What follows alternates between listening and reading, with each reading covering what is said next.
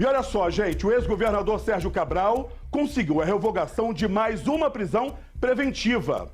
Agora, apenas uma decisão mantém o político preso em casa. Quer entender melhor essa situação? Acompanhe com a gente na reportagem na tela. Sérgio Cabral está mais perto de ficar totalmente livre. Isso porque o político conseguiu a revogação de mais uma prisão preventiva que o mantém em regime domiciliar, determinada pela Operação Eficiência, que investigava crimes de lavagem de dinheiro. Os desembargadores entenderam que houve excesso de prazo da custódia e que Cabral não oferece risco à ordem pública e à instrução do processo, que já está concluída. A decisão, no entanto, não beneficia diretamente Cabral neste momento, já que um outro processo referente à Operação Calicut obriga o ex-governador a continuar em prisão domiciliar. Sérgio Cabral deixou o batalhão especial prisional em Niterói, na região metropolitana, no dia 19 de dezembro do ano passado, quando foi beneficiado por uma determinação do Supremo Tribunal Federal. O órgão suspendeu a última decisão que mantinha o ex-governador em regime fechado. Saindo do presídio, Cabral foi levado para um apartamento em Copacabana, na zona sul do Rio, que tem vista para uma das praias mais famosas do mundo. É neste local que ele cumpre a prisão domiciliar determinada pela Justiça. Recentemente, a defesa informou que a família estuda transferir o político para um apartamento no Leblon, também na Zona Sul. A mudança teria como objetivo deixá-lo mais próximo de onde os filhos moram, o que facilitaria a visita dos parentes. Vale lembrar que Cabral ficou 6 anos na cadeia e foi transferido de presídio 7 vezes durante este tempo. Em algumas situações, foi flagrado com regalias, como cigarros eletrônicos, anabolizantes e refeições de restaurantes dentro da cela. O ex-governador chegou a ser condenado a 425 anos de prisão em mais de 20 processos por crimes como corrupção e associação criminosa. Mais de 400 anos de condenação. E tá aqui do lado de fora.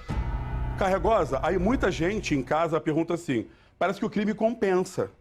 Porque muita gente viu o que aconteceu, toda a roubalheira que aconteceu no estado do Rio de Janeiro, todos os projetos que acabaram indo por água abaixo, como o das UPPs, por exemplo, onde tivemos muitos policiais que foram mortos dentro dessas comunidades por falta de investimento, viatura quebrada, polícia civil sucateada e tudo mais.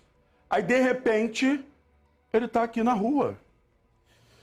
O que acontece? A gente tem que entender que o arranjo social, né, de uma arquitetura de sociedade é um arranjo frágil. Então, assim, as coisas que a gente entende como são, elas são porque elas têm um sentido de ser, uma razão de ser. E elas precisam fazer sentido. Para que serve a pena? A pena tem algumas funções.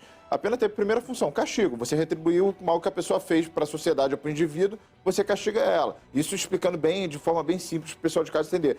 Outra função da pena é você chegar e evitar que a pessoa reincida, né? Ou seja, continue praticando condutas criminosas. Agora, tem outras duas funções da pena, que é, primeiro, todo mundo ao redor que pensar fazer, todo mundo que vê a pessoa cometendo o crime, ela vai ficar inibida de praticar o crime, porque vai olhar uma pessoa recebendo uma pena e vai falar assim, eu não vou fazer porque se eu for pego vai acontecer exatamente o que aconteceu com essa pessoa comigo. E a outra é o seguinte, todo mundo olhar e reafirmar os valores, do tipo, a justiça está sendo feita, realmente o crime não compensa. Então você vê quando tem uma situação dessa, principalmente situações mais que tomam maiores repercussões, não midiáticas, mas de dimensão política, que foi o escândalo que levou à prisão do ex-governador, é muito complicado você ter isso acontecendo, porque você vê que a função da pena e a função da pena do Brasil, em um todo, a gente fala que é uma coisa que vale desde para o mais rico até para o criminoso mesmo, traficante, miliciano, político. Você vê que parece que a pena não tem muito sentido, não segue muita lógica. E isso é péssimo, porque esse arranjo social que a gente vive tem que fazer sentido. E no momento que a pena não está fazendo sentido, você está fomentando que outras pessoas pratiquem crime.